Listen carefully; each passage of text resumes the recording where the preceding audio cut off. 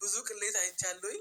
እንደ ሄርሜላ አይነት ቅሌት ውስጥ የገባ ሰው አይቻላል። ኧረ እኔ ራሱ እንደሷ ቅሌታምና ወራዳ ሰው አይቼ አላቅም። እውነት ለመናገር አላየሁም ስል በ10 ጣቴ እፈርማለሁ። እንደሷ የወረደችና የዘቀጠች ሴት አይቼም ሰምቼም አላቅም። እንግዲህ ፍሬው ብዙ ቅሌት አይቻለሁ፣ ግን እንደ ሄርሜላ ቅሌት ውስጥ የገባ ሰው አይቼ አላቅም አለ ማለት ነው።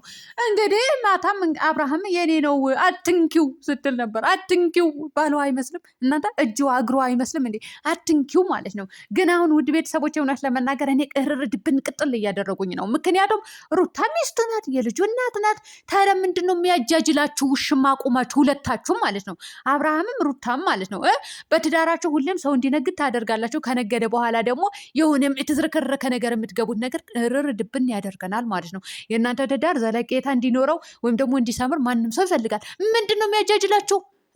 ምንድነው ጅላጅል ጅላንፎ እያደረጋችሁ ያላችሁ? ውሽማ አቁማችሁ እንደዚህ የወረደችና የዘቀጠች ሴት አቁማችሁ አጠገባችሁ ላይ የምትጣሉት። አሁንማ እጅ ነው ያላችሁ ነው። እውነት እጅ ማለት ነው። ሰላም አለይኩም ወራህመቱላሂ ወበረካቱ። ድና የተከበራችሁ የቻናሌ ቤተሰቦች እንዴት ናችሁ? ደህና ናችሁ? ላይክ፣ ሼር፣ ሰብስክራይብ እያደረጋችሁ እስከ መጨረሻ ተከታተሉኝ። እውነት ለመናገር ሩታዬ ሰሞኑ በምትመልሰው መልሶች ወይም ደግሞ በምታደርጋቸው አክቶች እኔ በጣም ነው ደስ ያለኝ፣ ተመችታኛለች። ምክንያቱም ባልዋ ነው፣ የፈለገችው ነገር የማድረግ መብት አላት። ነገር ግን ከዚች ከወረደችና ከዘቀጠች ሴት ቆማ ባሌን ተይልኝ ወይም ደግሞ ዞር በይ አትንኪው እስከምትባል ድረስ እጅሽን ዞር አድርጊ፣ እጅሽን እንደዚህ በይ። ለምንድን ነው የቆመችው ከሷ ጋር? ሲጀመርስ ሁለቱም እንውቀሳቸው ከተባለ አብርሃምና ሩታ እናንተ ትዳራችን ብላችሁ ልጅ እስከ መውለድ ደርሳችሁ እቺ የዘቀጠች ነው በትዳራችሁ መሀል ሌላ ሴት አምጥታችሁ አስገብታችሁ አሻሼ ገዳሜ የምትሉትን ነገር እኮ ያናድዳል ማለት ነው። እውነቴ ነው የምላችሁ። የእናንተ ትዳር እንዲሰምርና ወይም ደግሞ ዘለቄታ እንዲኖር ከ100% 90% የሚፈልግ ነው። 10% ደግሞ እንዲፈርስ የሚፈልጉ አሉ። ሌላኛው እንግዲህ ሩታ የምዘቀዝቁ አላችሁ ማለት ነው። ቲክቶክ ሰፈር ይቅርታ አድርጉልኝና እኔ ደግሞ ቲክቶክ አልከታተልም። ነገር ግን የምዘቀዝቁ አላችሁ። ዘቀዘቃችሁ አልዘቀዘቃችሁ እንደውም አእምሯችሁ ሁሌ እንደተዘቀዘቀ ነው አይደል? በቃ አብርሃምና ሩታ ተለያይተው ነው የሚኖሩት። የሚያያዛት ማናት እቺ ውሽሚት ደግሞ ከአብርሃም ጋር የምትኖር ነው አይደል የሚመስላችሁ? ኧረ ወላሂ ብዬ የምልላችኋለሁ አብርሃምና ሩታ አልተጣሉም። የምሬ ነው የምላችሁ። እንደ እኔ ቻናል ይፈልገዋለሁ ሪፖርት የሚባል ነገር አለ፣ ግን አልተጣሉም። እነሱ አሁን ላይ ድራማ ነው እየሰሩ ያሉት ማለት ነው።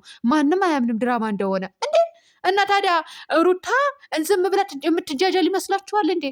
አብርሃም ሪል አድርጎ ከሌላ ሴት ጋር ሄዶ ተጃጅሎ ከዛስ ሩታ ይሄን ያክል ምንድን ነው? አንድ ወንድ ብቻ ነው እንዲ ያለው እዚች ምድር ላይ እንዴ?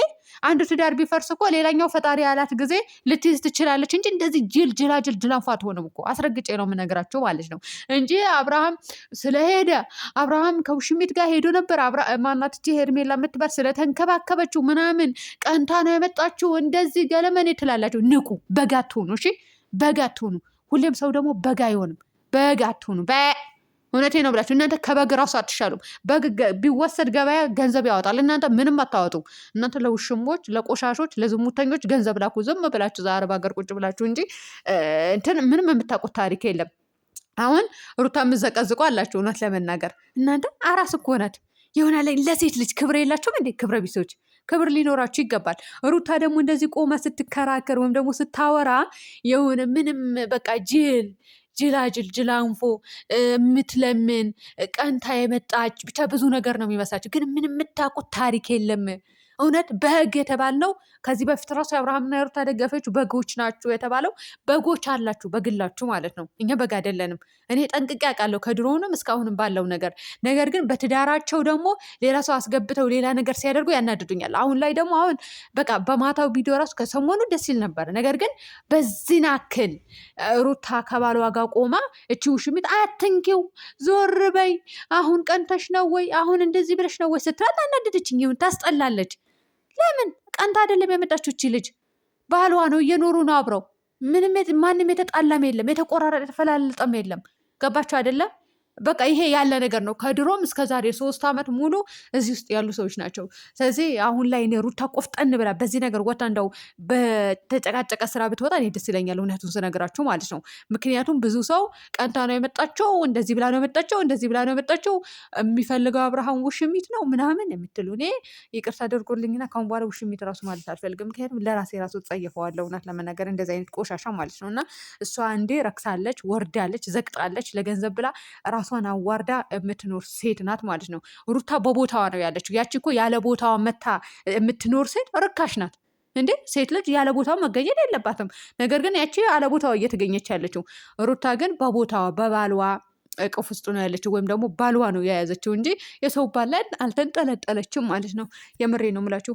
ዘቅዝቃችሁ ጥቅሙ ምንድን ነው የምትጠቀሙት? ለምሳሌ ማለት ነው ምን ትጠቀማላችሁ? ጥቅሙ ምንድን ነው? ስለዘቀዘቃችኋት ምንድን ነው የሚቀንስባት እቺ ልጅ? ወይም ደግሞ ስለሰደባችኋት ማለት ነው። እንደው በቃ አብርሃምና ሩታ ተለያይተው የሚኖሩ እውነትሽን ነው? እስኪ ወላሂ በሉ። ለአንድች ቀን አይለያዩም። ልንገራችሁ ነው፣ ለአንድች ቀን ተለያይተው የሚያውቁ ሰዎች አይደሉም። እኛም በቃ ይስሩ ብለን እኛ ምንቸገረን ይስሩ ብለን እንጂ ያችኝቱ ዝም ብላ ትመጣለች፣ ቪዲዮ ሰርታ ትሄዳለች እንጂ ተለያይተው በቃ ሌላ ነገር የተፈጠረ ሌላ ታሪክ የተፈጠረ መስላችሁ የውሽሚት ደጋፊ ሌላ ታሪክ ውስጥ እየገባችሁ ነው የምትገኙት። እኔ መናገር አልፈልግም ነበረ፣ ግን የሆነ ዘቅዝቃችሁ እስከ በቃ መጥፎ ስድብ እስከ መሳደብ ድረስ የደረሳችሁ ሰዎች አላችሁ እና ግን ድራማ መሆኑን ጠንቀቃሽ ወቂ አዳሚ ማለት ነው።